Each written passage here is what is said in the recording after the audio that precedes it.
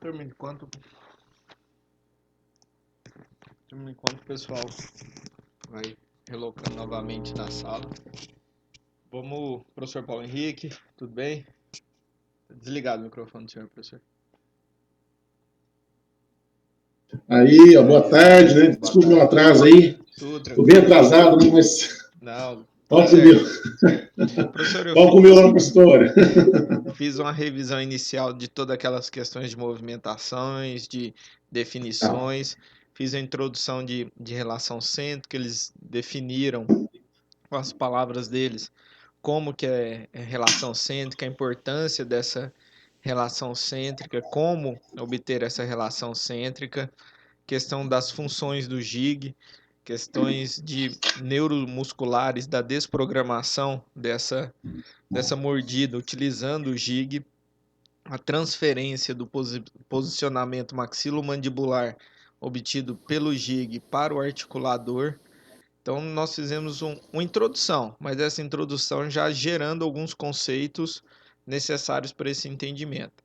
Agora eu vou retomar a aula utilizando os slides, que essa primeira parte foi sem slide. A gente não utilizou nenhum Bom, slide, foi só conversando tranquilo. imagina. Só uma conversa tranquila.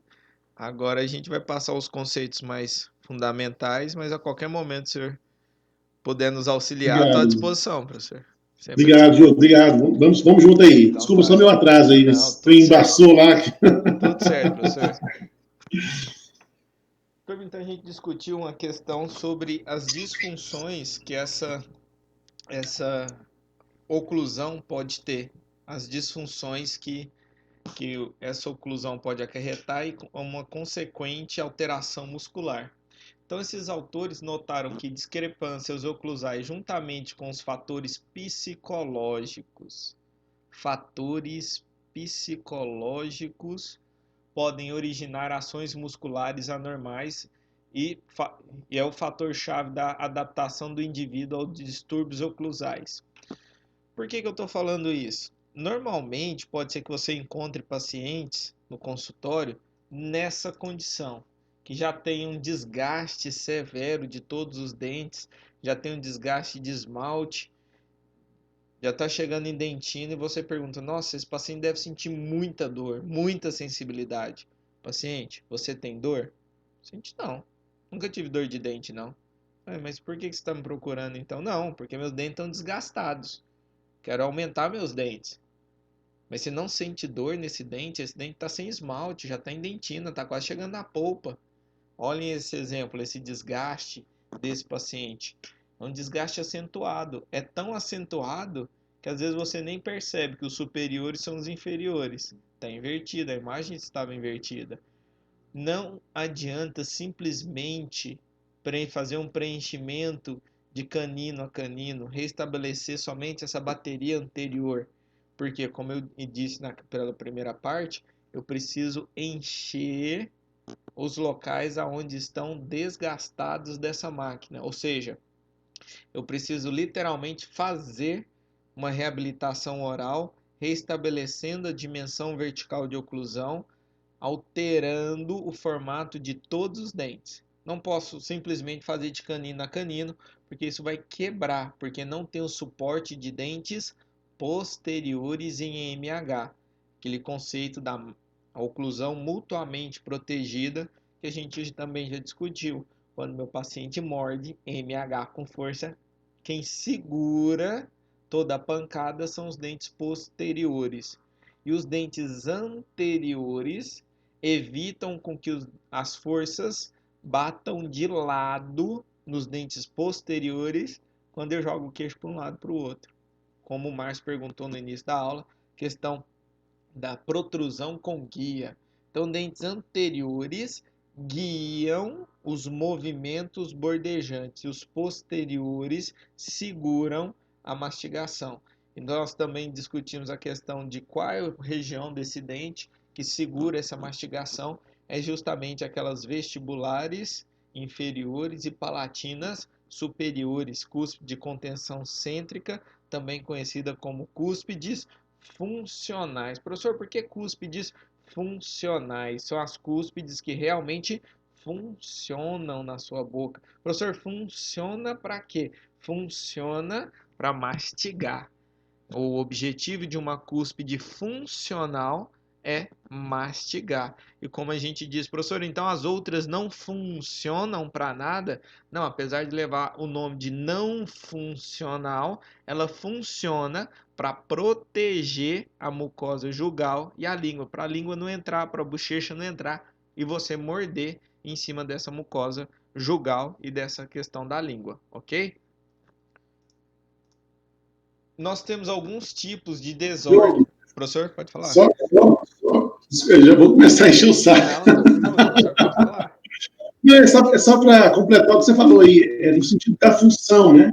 A cúspide funcional é no sentido da função. Então, durante a função mastigatória, durante o ato mastigatório de funcionar, de fazer a mastigar, a cúspide funcional, ela vai servir na função mastigatória. E a não funcional, nesse momento da função mastigatória, ela não vai funcionar, mas ela serve como proteção, né? Proteção dos tecidos que para evitar de entrarem na área de contato cruzal e serem macerados, né? E na proteção de segurar a língua, o bolo alimentar, empurrando ele para dentro, jogando ele para fora, empurrando ele para dentro, jogando ele para fora. Então, nesse ciclo mastigatório, cúspides funcionais vão funcionar para a função mastigatória, e as não funcionais para a proteção desses tecidos. Só completando o que você já falou aí. Perfeito. E uma outra função que a gente tem que imaginar é a função da língua. Ninguém consegue mastigar sem ter o movimento da língua. Você não pega o garfo com a comida e coloca na face oclusal do primeiro molar e tira o garfo. Onde você coloca a comida? Na língua. E o que a língua faz na hora que você coloca a comida em cima dela? Ela joga para cima do dente. Professor, duvido. Pois faz o teste. Pode pegar qualquer bolacha aí na sua casa, coloca na boca. Primeira coisa que você vai notar, você não coloca em cima do dente, você coloca na língua. A hora que você colocar em cima da língua, a língua vai pegar, vai empurrar para cima do dente.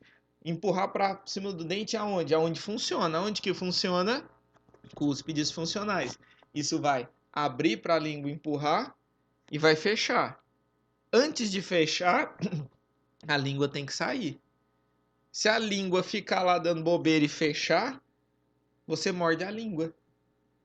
Então, se você não tiver com o ritmo, não tiver com a máquina bem ajustadinha, a língua empurra e sai. Empurra a comida e sai. E o abre e fecha, pode ser que no momento que ela for empurrar, a cúspide funcional fecha em cima dela.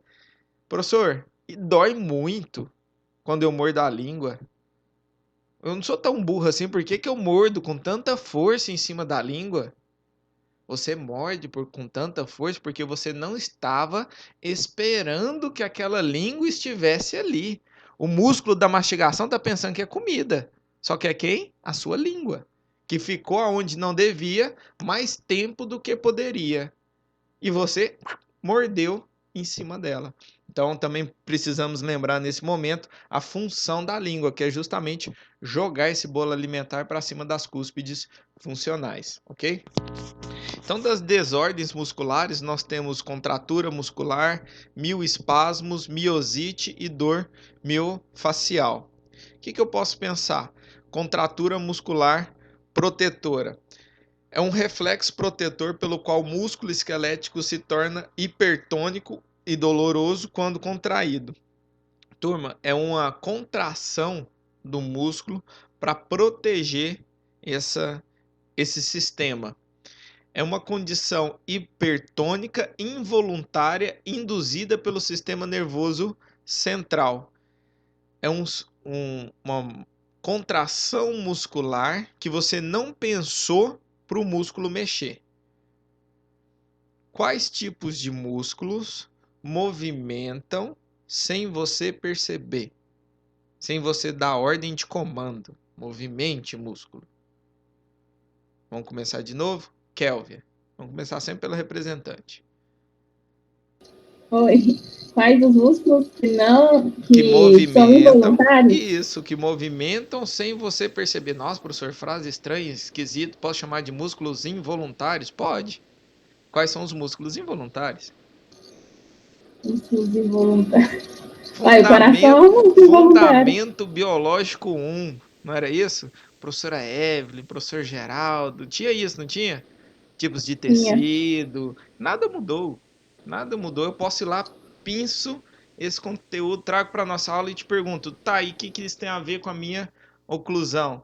Tem a ver que você vai lembrar de uns músculos estriados e músculos esqueléticos e vai começar a lembrar que existem esses músculos esqueléticos, que são músculos que você tem controle sobre ele, mas que de vez em quando ele descontrola e mexe sozinho.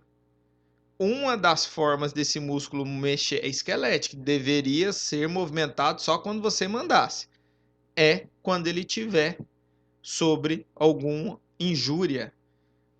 Por exemplo, a questão do ato reflexo de abertura de boca. Você está comendo a empadinha, morde a azeitona, a boca abre de uma vez. Isso é o músculo protegendo o sistema. É um autossistema protegendo o sistema de não quebrar. E esse músculo contrai. Nesse slide, turma, tem esse gráfico que mostra todos os músculos, os principais músculos, e do lado um diagrama com os principais músculos representados por essas liguinhas.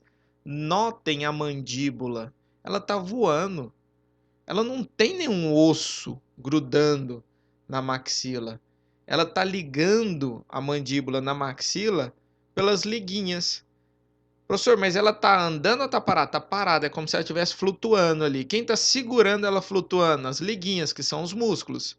Se eu for em um músculo, numa liguinha e cortar, todo mundo concorda que ela vai girar para um lado ou vai girar para o outro, ela não vai ficar mais paradinha, porque o músculo vai puxar ela. Então, esse diagrama representa a posição de relação cêntrica, onde eu tenho todos os músculos, como o André disse no início da aula, com tônus muscular, ou seja, ele tem uma contração mínima necessária para manter essa posição dessa mandíbula voando, flutuando, sendo que ninguém está trabalhando mais que ninguém. Sabe o que é trabalho de grupo perfeito, que todo mundo trabalha igual? É isso aí, relação cêntrica. Todos os músculos estão trabalhando de uma forma igualitária. Ninguém está trabalhando mais do que o outro. Professor, posso falar que na relação cêntrica não tem contração muscular? Então, como não tem contração muscular, não tem a fadiga. Se não tem a fadiga, é a melhor posição para o meu paciente. Não, não disse isso. Eu disse que existe uma contração mínima necessária para manter uma posição espacial da mandíbula favorável e confortável, sem que ninguém trabalhe mais do que ninguém, havendo assim uma distribuição de forças musculares. Isso é relação cêntrica. Quando tudo está harmônico, quando está tudo igualitário. Professor, quando eu faço protrusão, não tem como ficar harmônico em protrusão? Não. Porque esse músculo que faz a protrusão puxou para frente, todo mundo, a mandíbula está à frente. Então houve um músculo que puxou essa mandíbula, que empurrou essa mandíbula. Então tem que imaginar dessa forma, que relação cêntrica é uma harmonia entre os músculos. É engraçado, né, Diogo, a ideia de pensar que vai haver contração muscular quando os seus dentes encostarem, né? Quando eles não encostarem, teoricamente, entre aspas, está tudo equilibrado. Sai, gato. Tá tudo... Tem um intruso aqui. Tá tudo dentro de um equilíbrio, né? E é legal. Você encosta dente, quando você encosta dente, o que acontece lá no sistema nervoso? Você já estudou isso muito, já falou isso muitas vezes. Eu sei que você já repetiu isso 1000 vezes aqui nessa aula hoje. Mas é interessante pensar que sempre que acontecer um contato dental, vai acontecer um estímulo sensorial, esse estímulo sensorial vai mandar informação para o sistema nervoso central e vai ter que vir uma resposta, né? Quando não tem contato dental, automaticamente, quando eu estou sem contato, eu não tenho estímulos, né? E se eu não tenho estímulos, automaticamente a função protetora involuntária de um músculo que puxa a mandíbula para trás, para baixo, que é, por exemplo, a mandíbula pesa, tem um peso, né? Se eu deixar ela solta aqui na cabeça, você mostrou na figura ao lado aí, né? É o equilíbrio do sistema do crânio em relação aos músculos do pescoço, músculos da cabeça.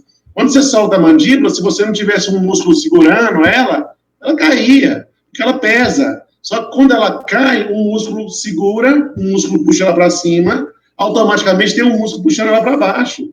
Então, há um equilíbrio nesse momento. Por quê? Porque eu não tenho estímulo de falar assim, contrai músculo, contrai força, puxa para cima, puxa para trás. O gato tá louco.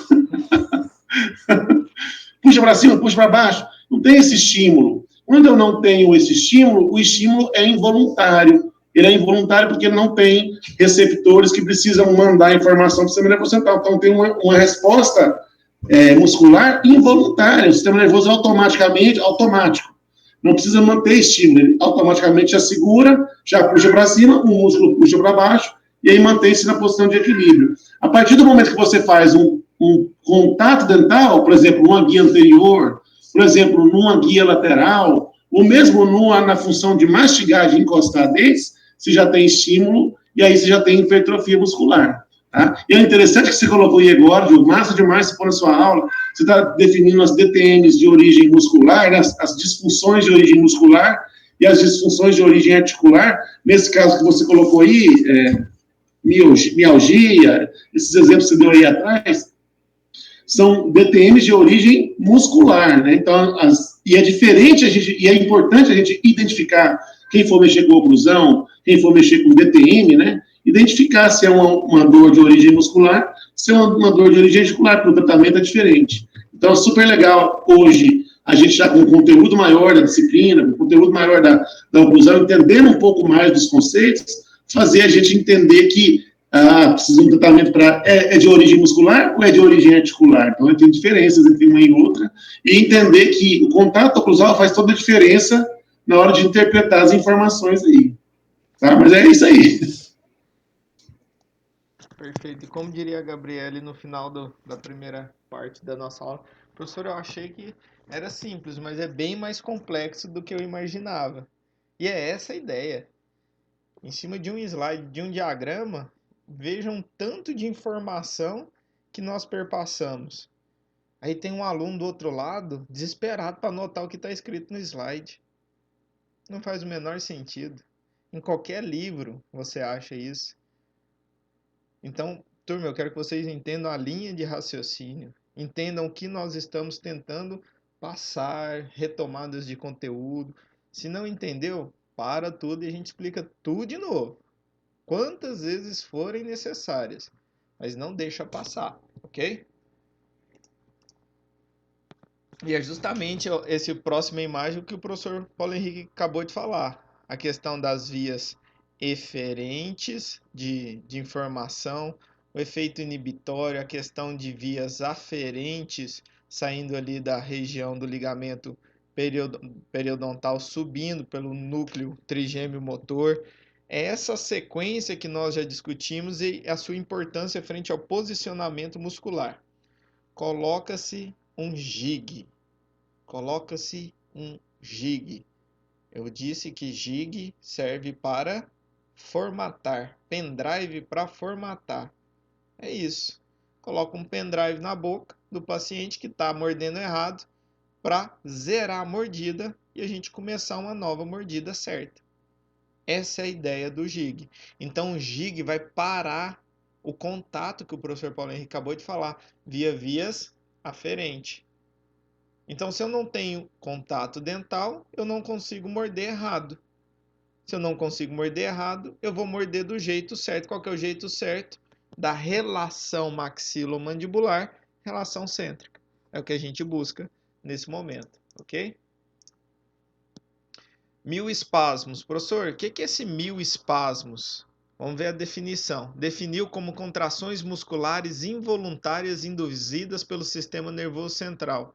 Oxford ainda acrescentou que se diferencia da musculatura pelo fato do sistema nervoso central recrutar unidades motoras para a contrações contínuas. Vamos por parte. Quem aqui já foi na academia e malhou perna, leg 45, aquele do pezinho, coloca lá os disquinhos e faz a série. Professor Wellington já, né, professor? Não, já. Malha a perna, a hora que sai do aparelho, a hora que olha assim, tá aquela escada na academia.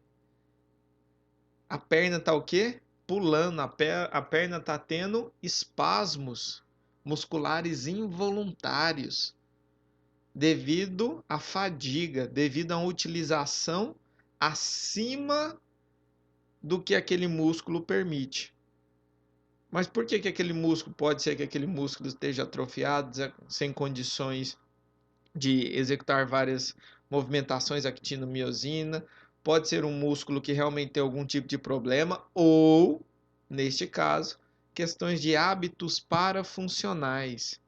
Você está usando o músculo mais do que deveria. O seu músculo de elevação e abaixamento e mastigação foi feito para gerar esses movimentos durante o ato da mastigação. 15, 20 minutos por dia no máximo, por refeição. Agora, se você tem um hábito, exemplo, de colocar um chiclete e ficar mascando 3 horas, mascando, esse músculo vai entrar em fadiga. Isso pode gerar uma contração involuntária. Você olha para o músculo, você não queria, mas o músculo está o quê? Saltando sozinho. Está tendo uma contração sozinho. E o sistema nervoso central ainda pode mandar outras informações via outros caminhos, que esse já está o quê? Entupido. Já mandou muita informação. Não aguento mais informação. Não está cabendo mais por aqui? Então vou desviar, vou enviar mais informação, vou recrutar novas vias de informação para chegar nessa região. Então é algo que eu preciso orientar o meu paciente quanto ao hábito parafuncional dele. Quanto maior for a intensidade e duração desses hábitos parafuncionais, mais difícil é a manipulação e obtenção da relação cêntrica, porque esse músculo já está condicionado a uma posição errada. Abre aspas, esse músculo já está dando sinais de fadiga, de cansaço. Você está falando, esse músculo já não aguenta mais. Ele está totalmente errado nessa função, porque você está executando a função acima do normal. 1000 espasmos, contrações musculares. Kelvin, escolhe alguém. Diferente, Kelvin. Luciana. Oi. Luciana, esse dente do slide, o que você acha dele? Tá tudo certo? Tá errado? Tá errado, ele tá desgastado. Ele tá desgastado. O que você faz nele, Luciana? Ué, tem que corrigir primeiro a fonte que tá causando esse desgaste, né? Pronto, ganhamos o dia. No caso... Boa noite para todo mundo. Tchau. Até mais. Entendeu que não é restaurar? Se ela respondesse, professor, eu quero restaurar esse dente, aí o negócio ia ficar complicado. Ela acabou de responder, professor, primeira coisa, descobre o que está gerando esse desgaste. Se eu restaurar, se eu encher esse dente, vai quebrar. Luciana, qual poderia ser o seu diagnóstico desse possível desgaste? O que você acha? Um bruxismo? Um apertamento, um bruxismo. Pode ser que algum outro profissional fez um dente antagonista de uma forma errada, que está gerando um contato primário, um contato prematuro nesse dente. Mas pela forma desse paciente, pela planificação, é algo bem maior. Esse paciente só morde com força ou ele morde e range para um lado e para o outro? O que você acha, Luciana? Acho que ele morde e fica rangendo também. Você acha que ele morde e fica jogando a mandíbula para um lado e para o outro, não é isso? Sim, tá muito... Tá muito desgastado. E você consegue ver isso nos primeiros dias, no exame intraoral, lá no diagnóstico, na Clínica Integrada 2, quando vocês começaram a fazer aquelas radiografias e os exames, e fazer esse exame intraoral, é o meu pensamento da Luciana. Falou, professor, não dá para restaurar. Vira pro professor de dentista e fala, não adianta eu fazer o planejamento de restauração sem eu entender o motivo que gerou esse desgaste. Quando eu descobrir o motivo que gerou esse desgaste, eu preciso moldar esse paciente, montar no articulador para saber o tanto que eu posso acrescentar nesse dente, e não só nesse dente, em todos os outros que foram desgastados. Luciano, esse paciente tem ou não tem dor?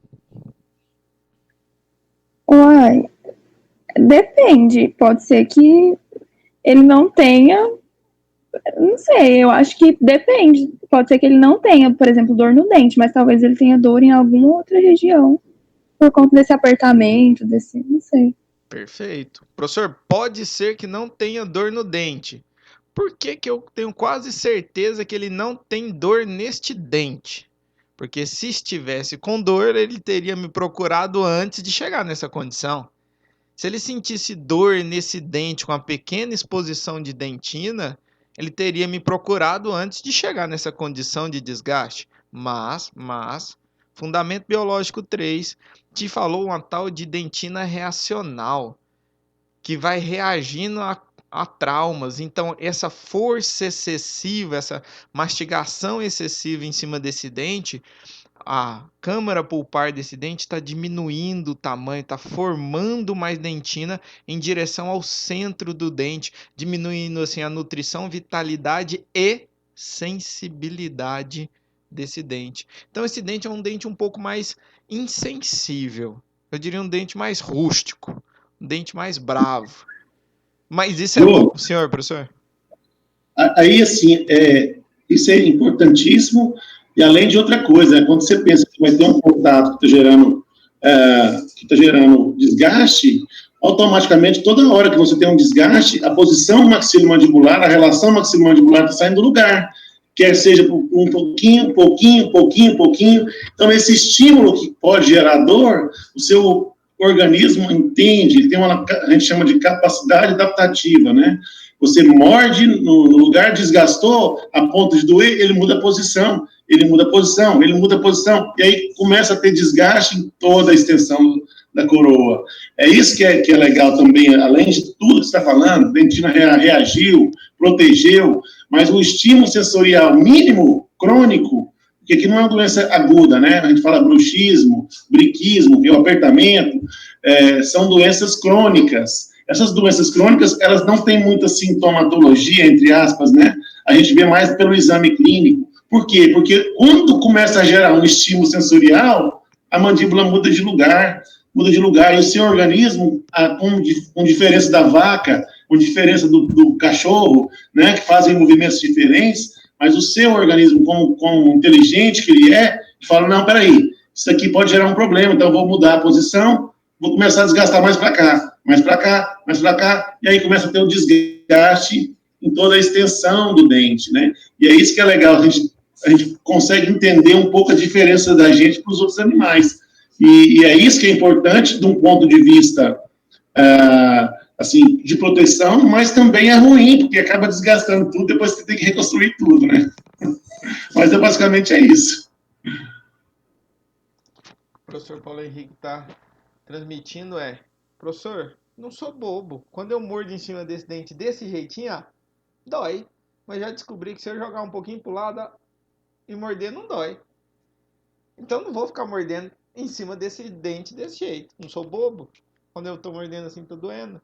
E essa movimentação mandibular gera esse desgaste dessa forma. Concordo com o professor, essa adaptação desse posicionamento mandibular frente à sintomatologia dolorosa, e entendo também que é crônico. Ninguém dormiu na segunda-feira com o dente com todas as cúspides e acordou na terça com tudo planificado. São anos e anos fazendo um movimento e um apertamento ou um bruxismo de uma forma equivocada, ok? E como a Luciana bem disse, às vezes a dor não está vindo do dente. O professor Paulo Henrique falou no início. Pode ser que venha de questões musculares e articulares. Então, falar para o paciente, paciente dessa forma não tem dor. Às vezes não está sentindo o dente, mas a região, a face, a articulação, isso responde sim, ok? A infância. Hoje em dia nós temos cada vez mais crianças e adolescentes apresentando hábitos parafuncionais. Turma, principalmente exemplo, a geração de vocês. Vocês já apresentam alguns desgastes e alguns hábitos parafuncionais que antigamente não se observava. Mas por que está dessa forma? Por que mudou? Mudou questões psicológicas, questões de tempo, questões de ansiedade. Tudo isso tem implicações em fatores psicológicos que são desencadeados, muitas das vezes, dessa questão da articulação e dentária. Então, preciso sempre fazer uma análise do todo do meu paciente. Não é imaginar, não, somente pacientes acima de 30, 40 anos que vão ter esses problemas dentários. Outro pensamento. Dente desgasta normalmente? Sim ou não? Existe um desgaste fisiológico de dente? Existe, sim. Como que você me prova isso?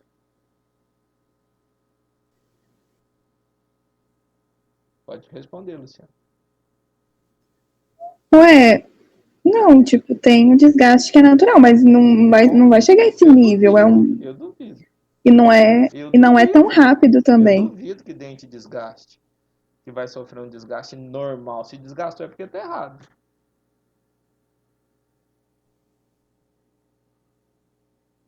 Alguém ajuda a Luciana? O Márcio foi em cima lá, professor. Oi? Foi nos mamelos, olha lá, a resposta do Márcio, perfeita. Mamelões, durante o tempo, ele desgasta fisiologicamente. Quarta ou quinta aula de morfologia e escultura dental, primeiro período. Estávamos nós lá no primeiro período, apresentamos para vocês os lóbulos de desenvolvimento do incisivo central que formam os mamelos ou mamelões, e aquela borda serrilhada, com o passar do tempo, some. Então todo dente desgasta normalmente com o uso. Lembra da nossa máquina? A gente está regulando a máquina. Uma máquina que anda, que gira, que funciona, essa máquina desgasta, certo? Certo. Essa máquina, esse carro, pode desgastar mais ou desgastar menos. O que acelera o desgaste dessa máquina? O acelerar do desgaste dentário ou desgaste da máquina é justamente os hábitos parafuncionais. O hábito parafuncional vai acelerar o desgaste e vai desgastar as peças dessa máquina. Então pode ser que eu tenha uma paciente de 15, 20 anos que vai ter uma dentição que corresponde a uma pessoa idosa, com todos os dentes desgastados. Fisiologicamente falando, essa pessoa acelerou o desgaste natural dela. É a mesma coisa uma pessoa fazer um bronzeamento artificial 3, 4, 5 vezes na semana. Isso vai gerar um envelhecimento da pele. Ele acelerou o envelhecimento da pele. A pessoa acelerou o envelhecimento do dente, porque todo dente vai sofrer desgaste ao longo da vida. Professor Paulo Henrique? Então, Diogo, eu estou enchendo o saco aí, bicho. Não, estamos juntos, professor, pode falar. Não, é muito legal, né? É muito fácil a gente entender que quando acontecer contatos dentais fora da fisiologia, vai acontecer desgaste dental. Então, uma má oclusão pode provocar desgaste dental. Um hábito parafuncional, como o bruxismo, pode causar um desgaste dental. Um trauma pode gastar um desgaste dental. Então, o dente encostou no outro, se não é de forma fisiológica. Aonde que é a fisiologia? Só na deglutição. Então, só encosta na deglutição. No resto, ele não encosta. Quando você conversa, não encosta. Quando você mastiga, não encosta o dente. Ele só vai se desgastar se houver um contato entre eles. Excessivo. Porque, fisiologicamente, na deglutição, que é o momento que ele tem que encostar um no outro, ele não vai se desgastar ao longo da vida muito. E aí, como é que eu comprovo isso? Você perguntou, como é que comprova que desgasta? É só você interpretar que em 98% da população, a relação cêntrica é diferente da máxima intercrustação habitual. Pronto, acabou. Então provei.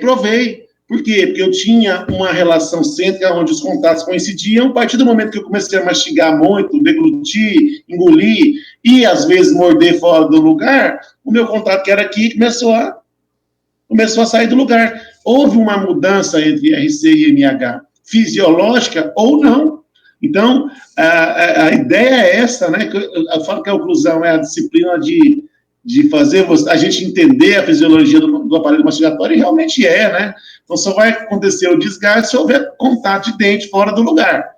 O fisiológico não vai acontecer muito, mas o patológico, sim. Então, doenças provocadas por má oclusão, doenças provocadas por hábitos parafuncionais, traumas primários, traumas secundários, podem provocar esse desgaste.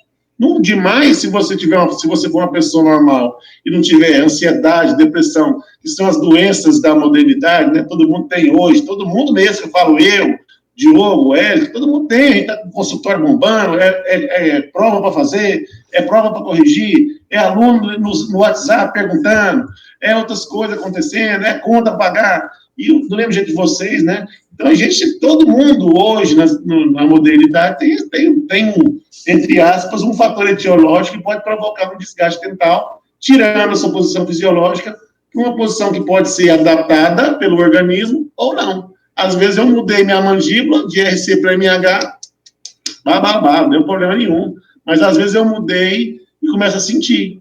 E aí começa o diagnóstico das alterações maxilomandibulares, das alterações articulares ou musculares, que a gente precisa entender primeiro a parte fisiológica, depois a patológica, para poder fazer um diagnóstico e, por fim, fazer um tratamento. A verdade é bem essa, né? E outra, não sai daqui dentro dessa pequena aula hoje, nós estamos aqui 6 de novembro de 2020, né? Falando uma coisa que vai servir para vocês em 6 de novembro de 2040, 6 de novembro de 2060, vai ser assim. Muito provavelmente vai ter outras coisas acontecendo, mas muito provavelmente o fisiológico versus o patológico. Então é isso, Diogo, massa demais. Eu fico muito feliz dessas aulas, sabe? Eu venho para cá, cheguei atrasado, estou dando meu palpite aqui, mas eu fico muito feliz que a gente está tendo essa discussão muito profunda. Também gosto muito, né? Das participações do senhor, a gente dá uma outra visão na situação e também auxilia, porque o caminhar é contínuo, é junto. Mas a forma que o senhor explica, a forma que o senhor ministra também agrega muito. Eu gosto muito das participações. Tamo junto aí. Obrigado. Luciano, o nome? Gabi. Gabriela, Gabi... Ou Gabi mesmo? Gabriele. Gabriele.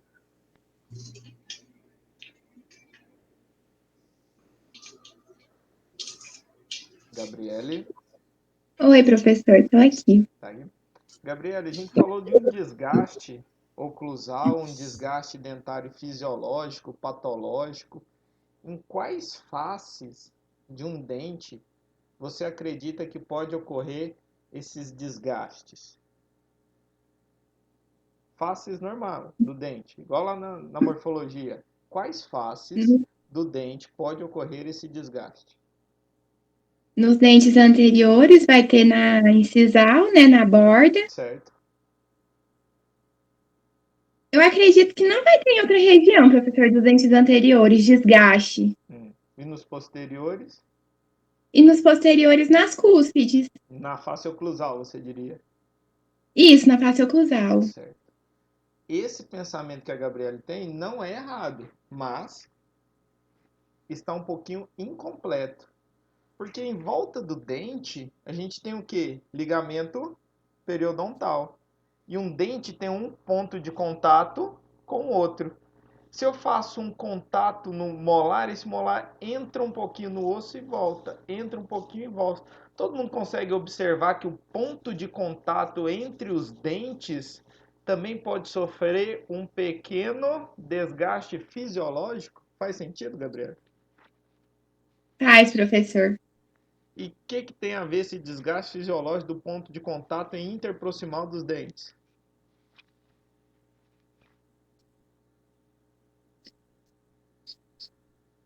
O que tem a ver?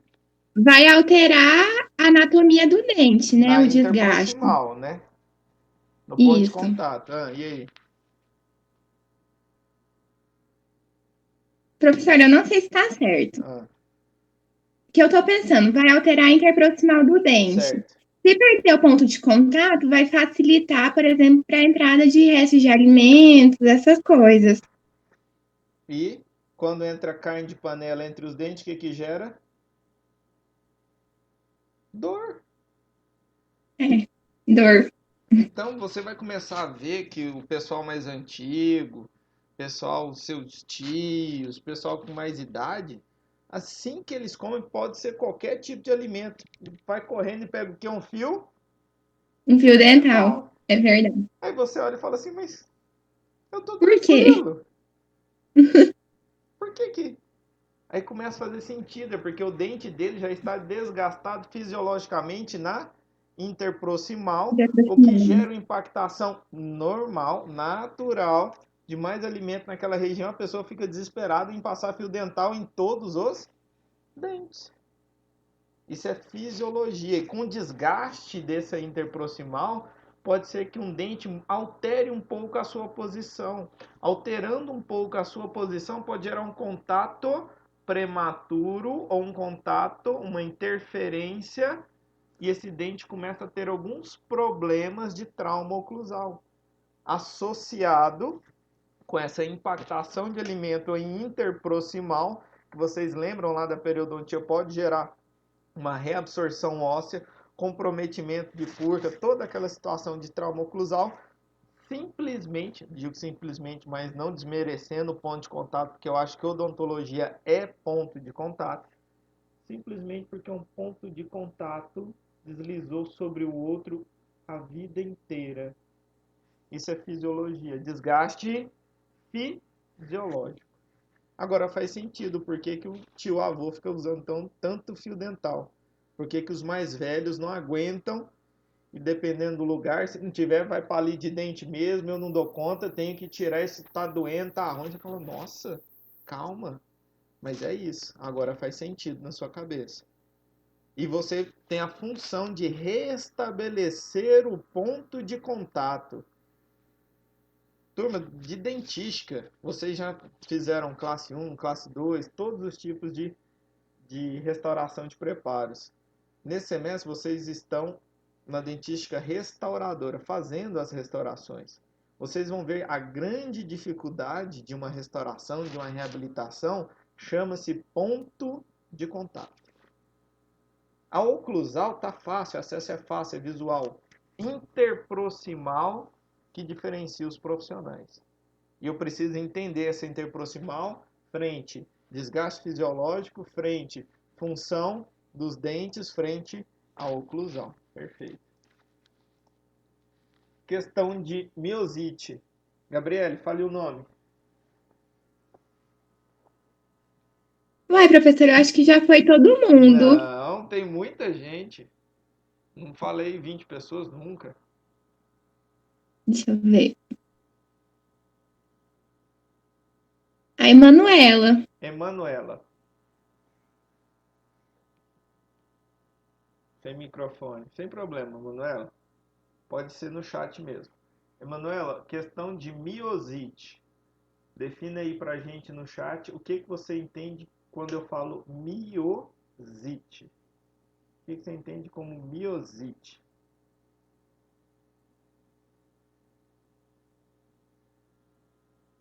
Qual seria a sua definição para miosite?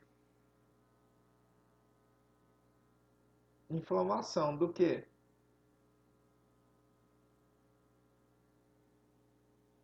Mio é o quê? Músculo. Uma inflamação do músculo. E lá em Fundamento Biológico 2 também falaram de inflamação, calor, rubor e perda de função. Lembra disso? Calor, rubor, edema e perda de função.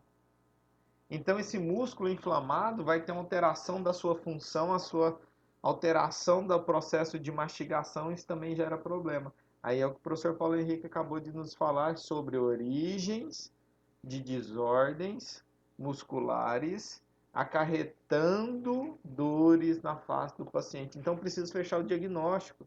Será que esse paciente não está com inflamação muscular que está gerando um trismo? Trismo é dificuldade de abertura de boca. Eu preciso fechar esse diagnóstico antes de começar a minha atuação. Foi o que a Luciana nos disse, professor. Para descobrir o que está acontecendo com esse dente, eu preciso primeiro entender o que está gerando o desgaste.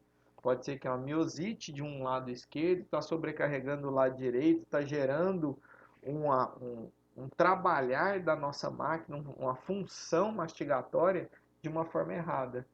Então não adianta eu simplesmente passar analgésico para o paciente e falar, não, toma analgésico aí que vai melhorar. Não, tem que achar o porquê desse músculo estar inflamado, quais foram as condições que geraram essa inflamação, fazer o acompanhamento, para aí sim reestabelecer a função muscular, ok? A questão da simetria nós discutimos, os pontos álgicos de dor eu vou repassar com vocês nas próximas aulas. Eu gostaria que vocês prestassem atenção nesse vídeo. É um vídeo que mostra sobre a forma e a reposição da mandíbula em relação à maxila. Como que a gente pode obter essa relação maxilo-mandibular? É de confecção de gig e registro interoclusal. Professor, o que vai mostrar nesse vídeo? Vai mostrar nesse vídeo o que a gente precisa para a próxima aula, depois da VA. Professor, então o que eu preciso levar para a clínica? Tudo. Como assim, professor? Todo o seu material de oclusão, você precisa estar com ele a tempo e a hora. De nada adianta eu chegar para você e falar no laboratório, cadê seu plástico de bancada? Professor, eu tenho, está lá em casa. Não resolveu. Cadê seu pote DAPEN? Professor, eu tenho, deixei em casa. Não resolveu. Então, estes materiais nós vamos precisar na próxima aula. Mas isso não quer dizer que você não precise levar os outros. Caso necessário, você tem o seu instrumental. Não, eu vou para a obra, mas eu vou levar só minha chave de fenda, porque lá só tem parafuso fenda. Aí chega lá, eu me deparo com parafuso Phillips, falo, nossa, vou parar a minha obra, porque eu não trouxe a outra chave. É isso que vocês fazem. Compra um arsenal e vai com a faquinha para a guerra. E deixa o arsenal em casa. Não faz um sentido. Então levem todo o material. Nós vamos precisar dos potes DAPEN, nós vamos precisar de espátulas para manipulação, papel alumínio e vaselina a instituição fornece, resina acrílica ativada quimicamente, a Duralay, que vocês têm lá do primeiro período, a instituição também fornece. Então, tanto a parte do líquido quanto o pó, o polímero, a instituição vai fornecer todo o material de consumo, ok?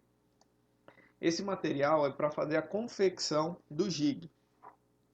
Essas são as brocas Maxcut. Vocês utilizaram na última semana para fazer as retenções dos modelos. Por muito das vezes eu observei o empréstimo de material. Foi conversado previamente, eu expliquei para vocês o desdobrar que eu fiz para manter a nossa disciplina no nosso dia, no nosso horário, as complicações de logísticas, para a gente não ter nenhum tipo de alteração. Turma, eu preciso de vocês. Eu preciso que vocês entendam que nós estamos em um ambiente clínico atendendo a pessoa mais importante que você tem ali na sua sala, que é o seu amigo, é o seu colega. É quem confiou a boca para você. E vice-versa. Então vamos ter um pouquinho de respeito com o colega. Nossa, professor, mas tá limpo, eu passei um álcool. Então vamos vender autoclave, comprar tudo em álcool. É caro autoclave. Você tá me falando que dá certo? Lógico que não. Coloquem os materiais para esterilizar, organizem a sua maleta, prestação de serviço com qualidade. A instituição tem tudo pronto para vocês. Então sim, a retomada após a segunda VA, uma vez diagnosticado que você não tem o material necessário para estar naquela clínica, você não vai estar naquela clínica. Simples assim. É sem problema. Eu vou chegar e falar, infelizmente você não tem o material necessário para desenvolver a atividade de hoje. Pode se retirar da clínica. Não, professor, eu vou pegar emprestado do meu amigo do outro período que no armário que... Não, não vai. Não vai. Então se organizem para as próximas semanas após a segunda VA, ok? nós vamos precisar da peça reta, o baixa rotação micromotor e as brocas Maxcut que vocês já têm. Essas brocas vão ser utilizadas justamente para fazer o desgaste do jig. A cera 7 a instituição vai fornecer, vocês precisam de lamparina, álcool e algo para acender a sua lamparina.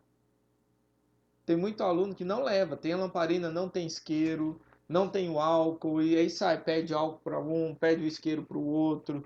Professor, eu não trouxe a lamparina, mas trouxe o meu isqueiro. Vou ficar fazendo encaixotamento com o meu isqueiro. Pavio, né, Diogo? Pavio, conferir o pavio da lamparina. O pavio da lamparina.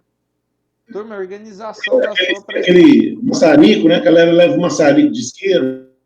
Sim. Não dá para usar isso. Não Não dá para usar isso. Organiza o seu material. Não tem o material, dá tempo de comprar. No dia não tem, não vai participar da atividade. Eu não vou comprometer a turma por 1 ou 2 alunos que estão infringindo. Quem está fazendo tudo certo, quem está no padrão, quem entendeu, por favor, desconsidere o que eu estou falando. Na verdade, né, Diogo, nós não estamos pedindo nada que a gente não tenha pedido no começo do semestre, né? Tem uma lista, tá lá a lista certinha. Então, assim, parece que a gente é chato. Olha só, eu já passei pela parte de vocês, Diogo, Wellington, né? Nós estamos prezando por vocês, nós não estamos falando isso por ninguém a mais. Que nós estamos ali, nós podemos fazer lista grossa, tudo bem, ok, mas não. Nós estamos pensando em vocês mesmos. Contamina um, contamina todo mundo, inclusive a gente, né? Então, não, gente, poxa, você tem uma lista aí que você recebeu no começo do semestre. Não justifica você falar para mim que esqueceu na sua casa, ou que não tem, que não trouxe, que a lamparina está sem pavio, ou que não tem álcool para colocar dentro dela. Tem uma lista. Não é de maldade que a gente fala isso, não. Eu sei que custa caro, mas nós pedimos no começo, hoje é dia 6 de novembro, falta um mês para acabar o ano. Né? Vocês estão com essa lenga-lenga aí. Ajuda a gente a ajudar vocês. Eu sempre falo isso, ajuda a gente a ajudar vocês, porque se vocês não tiverem, nós não vamos ajudar. E aí o que acontece? Não tem reposição esse semestre. Nós não temos condição de ter uma clínica a mais para fazer uma montagem de modelo de novo, fazer um giro de novo. Vai ser naquele momento, naquela hora. Não tem outra opção. Não fez, perdeu. Então, não tem condição, né? Vai, Wellington. Briga também, Wellington. Não, eu queria só dizer que a oclusão, como na vida, é organização, né? Se você vai comprar um carro, você tem que se planejar financeiramente para trocar seu carro. Se você trocar seu carro sem planejamento financeiro, você vai perder seu carro. Se você vai comprar uma casa, você tem todo um planejamento para comprar essa casa, para pagar as prestações do BNH e tudo, né? E oclusão, odontologia é planejamento. Não tem como você fazer os procedimentos diários, tanto na clínica quanto no laboratório, e às vezes até no nosso consultório, se você não pré-planejar. Um dia antes, os pacientes que eu vou atender segunda-feira, eu já dei uma olhada na agenda hoje. Já pedi para a secretária deixar todo o instrumental e material adequado para isso. Agora, eu vou para a clínica de oclusão, sabendo que eu tenho que levar cera 7, como está na tela aqui, a lamparina. Ué, gente, eu tenho que levar um isqueirinho para acender essa lamparina aí. Não tem como. Tá aqui o bichinho, né? Não tem como. Então eu tenho que me planejar. Não adianta querer chegar lá. E com esse momento de pandemia aí que não pode pegar nada emprestado, não pode se contaminar e contaminar terceiros, né? Você tem que levar todo o seu instrumental e material. Não tem como pensar nisso antes. Então, próxima aula, depois da VA, quinta-feira, eu vou fazer o quê? Vou dar uma olhada nessa aula do professor Diogo hoje, nessa aula que ele está mostrando aqui, e vou rever toda a minha caixinha de instrumental que eu preciso para amanhã. Isso aí chama planejamento. A vida da gente é planejamento, não tem como fugir disso. Perfeito. Como os professores disseram, planejar, prestação de serviço, não é bronca, não é nada disso. É simplesmente seguir o protocolo E se uma vez identificado que está com material ausente, não tem como ser feito. Se não tem como ser feito, não tem o porquê da sua presença naquele momento. É tudo muito tranquilo, muito bem conversado nesse momento. Havíamos conversado anteriormente, mas parece que ali no final da questão da montagem dos modelos superiores com a utilização do arco facial, alguns alunos já perderam um pouco o enfoque da situação. Eu não quis fazer nenhum alarde no momento, nada para... Não é a hora, mas eu preciso conversar com vocês antes da gente fazer essa retomada após a segunda VA, ok? A lâmina 7, a instituição fornece, você vai levar a sua lamparina, todos os seus instrumentais e vai iniciar o procedimento de confecção desse jig. Primeiro passo, vai pegar aquele papel alumínio, vai colocar na vestibular dos incisivos centrais e incisivos laterais superiores e vai brunir, pode deixar o brunidor de amálgama dentro dos seus instrumentais de oclusão para você brunir esse papel alumínio na vestibular, incisal e palatina. Luciana, por que desse papel alumínio nessa região? Por que do papel alumínio? É para proteger a interproximal da resina acrílica. Perfeito. Se eu tiver com preguiça e não fizer isso no meu colega, o que vai acontecer? Vai grudar o material ali. Vai entrar resina acrílica na interproximal e vai polimerizar. Como é que eu tiro resina acrílica de interproximal de incisivo central? Não tira. Não sai. Também não sei. Ah, professor, vamos passar uma broca. Tá. Por melhor que seja a pessoa, por mais habilidosa e por mais fina que seja a broca, com certeza vai riscar o quê? O esmalte. Então, aí a importância do protocolo. Agora, imagina se a sua dupla não está aqui agora. Não está aqui, não está escutando isso. E você vai abrir a boca para ela e vai falar, eu confio em você, pode fazer. Ele nunca fez, nunca viu e não tem nem noção do que está fazendo. Por isso vocês montaram as suas duplas. Se sua dupla não está aqui, não está entendendo, ou está um pouco fora, chama ela, fala assim, vem cá que eu preciso te ensinar, você vai fazer na minha boca. Após a utilização do papel alumínio, como a Luciana disse, para não fazer adesão e a questão da resina acrílica não entrar nas interproximais, nós vamos manipular essa resina acrílica. Professor, eu vou fazer igual na morfologia, vou pegar o pincel, molho o pincel, pego uma bolinha e leva lá. Não. Agora você vai fazer uma massa, igual massa de bolo. Vai pôr o pó, vai pingar algumas gotas de monômero, vai misturar no pote Dapen e vai fazer uma massa. Essa massa vai começar a endurecer.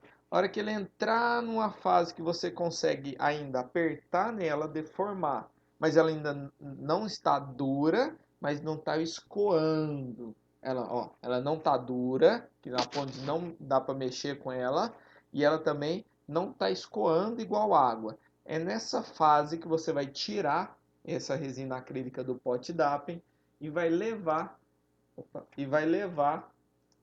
na boca do paciente. Remove com a espátula, checa a fase, se está tudo certo. Vai fazer como se fosse um bloquinho. Olha a quantidade de material. O que for a mais do que isso já é excesso. O que é excesso depois você vai ter que desgastar na broca. Ok? E vai gerar um bloco e vai colocar sobre o papel alumínio. Na linha média do paciente, na borda, na face vestibular, vai passar no incisal e com a ponta do dedo você vai fazer uma pontinha lá na palatina desses dentes. Tiago, o que eu estou fazendo nesse vídeo? Qual que é o nome dessa peça? Agora eu aprendi, é jig. Para que serve o jig? As três funções do Ele desprograma certo? RC, né? Desprogramar Ele a auxilia mordida, desprogramar a a mordida, mordida certo? para alcançar o RC, agora sim. Certo. Ele auxilia na pegada, no movimento, para a gente Auxilia encontrar a RC. Perfeito. E o principal, que é para usar no asa, né, no articulador, que é o registro. Pronto. Entendeu? Ele tá ligado, tá sabendo, o professor tá mostrando um vídeo da obtenção do GIG para obtenção da RC para levar para o articulador. Ele entendeu, ele tá caminhando com a gente, tá entendendo a disciplina. Eu mostrei para vocês o porquê que eu tô fazendo isso. O dia que chegar na clínica propriamente dita, ninguém vai perguntar, mas por que eu tenho que fazer esse GIG? Quais são as funções desse GIG? E após a obtenção dessa massa, lá na clínica, antes da polimerização completa, nós vamos criar o espaço entre os dentes. Como é que eu vou criar um espaço entre os dentes? Eu vou utilizar espaçadores. Para criar um espaço mínimo necessário entre os dentes, eu vou colocar espaçadores sobre o dente. Aí eu vou pedir para o meu paciente ocluir e vai marcar o GIG na espessura mínima necessária para não ter contato interoclusal posterior. Ok? Então, só rapidinho. Claro. Então, o Tiago falou que a função do GIG é fazer desprogramação neuromuscular. Como é que faz desprogramação neuromuscular? Tira o dedo do contato. Se você tira o dedo do contato, não tem estímulo sensorial. Se você não tem estímulo sensorial, você não tem programação muscular. Quer dizer, o seu músculo não vai andar para onde ele tem que andar, ou para onde ele está programado para andar. Ele vai ficar doidão lá, sem referência. E aí, quando ele está sem referência, ele fica mais relaxado. Se ele está mais relaxado, é mais fácil empurrar ele para trás, para cima e para frente, e posicionar ele na posição que você quiser. Simples assim. Tira o contato dental, tira o estímulo sensorial, tirou o estímulo sensorial, fica mais fácil você manipular para o lugar que você quiser, que no caso aqui é no melhor lugar que ele pode estar, que é na relação cítrica. Então é só isso. Perfeito. Um outro exemplo, turma, é imaginar que você quer empurrar um carro, certo? Você quer empurrar o carro, o motor está ligado. Só que o carro está engatado. O GIG é desengatar, é pôr no neutro. O motor é o freio de mão puxado, né? Eu tiro o freio de mão. O freio de mão puxado não vai andar. O GIG é quando você coloca ele em posição, ele desengata, ele solta. Aí você consegue empurrar o carro para trás. Essa é a função do GIG. Então, é a desprogramação neuromuscular para gerar uma nova mordida em relação cêntrica. A busca da relação cêntrica. Uma nova velha, né, Diogo? Uma nova velha posição. Já, né? já estava lá, descobrindo algo que já estava lá. Após os espaçadores, na face palatina nós vamos ter os pontos e vamos ter que executar alguns desgastes. Antes da polimerização completa do GIG, nós vamos remover o papel alumínio juntamente com o GIG e condicionar essa situação na cuba de alginato, sem alginato, só com água. Por que isso? Essa resina Duralay, ela durante o processo de polimerização, ela sofre uma questão de exotermia, ela solta calor para o meio, ela esquenta. Se você deixar na boca do seu colega, vai esquentar o dente dele, pode gerar uma injúria pulpar. Nossa, professor, pode gerar uma necrose pulpar por causa de um aquecimento. 2 graus a mais a menos pode gerar necrose pulpar. Está entendendo o tanto de iatrogenia que você pode fazer no seu colega se você não tiver nem noção do que você está fazendo? Então, antes de iniciar ou completar a polimerização, antes de iniciar esse aquecimento, você tira segurando no papel alumínio, porque ele não está completamente polimerizado, não está completamente duro no papel alumínio, remove e coloca na cuba com água para terminar a polimerização. Executa-se os desgastes necessários no GIG e após os desgastes necessários, volta-se o GIG em posição, aí sim para a desprogramação. Quanto tempo demora, em média, para desprogramar uma mordida? Quanto tempo vocês acham, turma, que o paciente tem que estar com gig, sem contato nos dentes, para ele esquecer daquela mordida? Tiago?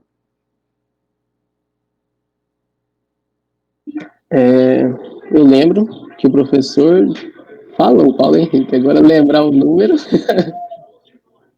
Eu acho que o senhor falou, não foi não, professor Paulo? Foi, né?